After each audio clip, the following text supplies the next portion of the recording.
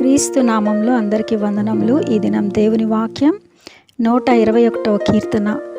కొండల తట్టు నా కనులెత్తుచున్నాను, నాకు సహాయం ఎక్కడ నుండి వచ్చును? యెహోవా వలనే నాకు సహాయం కలుగును. అవును, మన ప్రయాణం చేస్తున్నప్పుడు చాలాసార్లు కొండలు ఎదురవుతాయి. ఈ కొండలు ఎంతో ఆకర్షణీయంగా, అందంగా, ఆహ్లాదకరంగా ఉంటాయండి. కానీ తీరా దగ్గరికి వెళ్ళిన తర్వాత చూస్తే కరుకైనటువంటి రాళ్లతోటి, ముళ్ళ తుప్పలతోటి ఉంటాయి. ఎక్కడానికి ఎంతో కష్టతరంగా ఉంటుంది. అలాగే మన జీవిత ప్రయాణంలో కూడా చాలాసార్లు ఉన్నతమైన వ్యక్తులు, పలుకుబడి కలిగిన వారు, ఎంతో ఉన్నత స్థానంలో ఉన్నవారు మనకి ఎదురవుతుంటారు. మనం అనుకుంటాం వీళ్ళు మనకి ఏమైనా సహాయం చేయగలరేమో అని వారిని ఆశ్రయిస్తూ ఉంటాం.